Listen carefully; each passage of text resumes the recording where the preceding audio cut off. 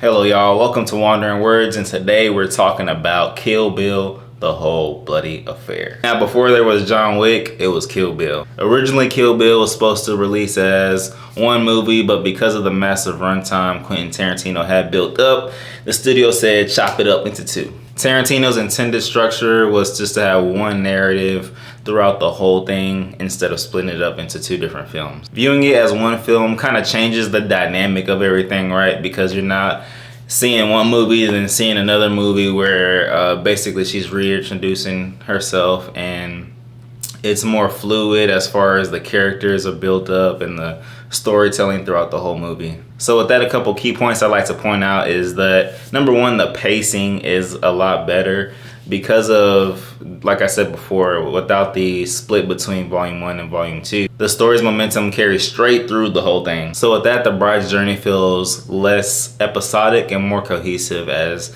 things unfold throughout the movie instead of splitting it up into two. And so the shift of the stylized action in volume 1 blending into the more emotional parts of volume 2, it feels more natural versus watching part 1 and you get all this action, blah blah blah blah, but then you just flip on number 2 and it's a totally different type of tone in the film. So with one full runtime, we're able to see the tone kind of gradually shift to this more emotional tone in volume 2. With that, the fight sequences hit a little bit harder because, you know, we have these reflective moments and then it kind of blends into the fights as they abruptly happen, or whenever she's, you know, reflecting on a moment and then she has to jump into battle or after the battle.